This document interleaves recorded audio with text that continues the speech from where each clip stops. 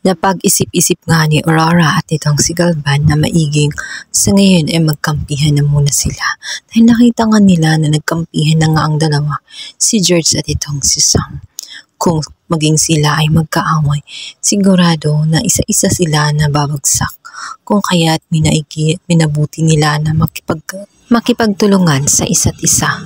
Nangangako naman si Galvan na gagawin ng lahat nang sa ganun maayos ang kanilang problema. Gagawa sila ng paraan. At yun nga ay naisip nila na ibaling nga sa ibang sisi. Nagulat na lamang itong si Ward dahil sa loob ng kanyang aparador ay naroon na nga ang isang vintage mask. Kung kaya't mababaling nga sa kanya ang sisi.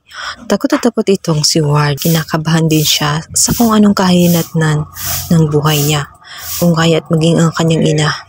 Ang gusto nito ay itago ang naturang vintage mask.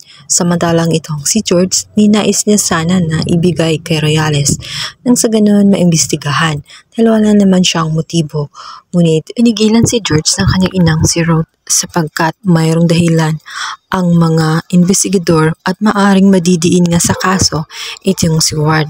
Lalo't ipiniliwanag nga nitong si Ward na bago nga mamatay itong si Francis ay nagtalo sila at nagkapisikalan dahil bigla na lamang sumugod nga itong si Francis dito kay Ward na galit kung saan pinagbibintangan nga ang kanyang ina na Marites. Nag-away ang dalawa at dahil sa sobrang galit nga nitong si Ward ay kung ano-ano na nga ang kanyang pinagsasabi, naroon na ngang nangyari na pinagbabantaan niya ito at narinig yun ng mga kasambahay. Natatakot man ang kanyang ina, ngunit walang ibang choice itong si George kundi sabihin ang katotohanan dito nga kay Sam. Naniwala naman si Sam sa mga sinasabi nga nitong si Ward na maaring na frame up lamang siya at itinuturo lamang siya ngunit wala talaga siyang kasalanan. Ngunit mukhang mag-iiba ang utak nga nito ang si Sam dahil na rin sa mga kasambahay na magsasalita at sasabihin na hindi umano totoo ang mga narinig nga nitong si Sam kung saan na frame up lamang itong si Ward sapagkat totoo ang mga bintang sa kanya. Totoo din na siya ang gumawa dahil nasaksihan nila ang pag-aaway nila Francis at nitong si Ward kung saan galit na galit nga itong si Ward at may sinasabi nga siya dito kay Francis kung saan pinagbabantaan niya ito. Talaga namang mautak ang magkapatid na ito ang si Aurora at si Galvan.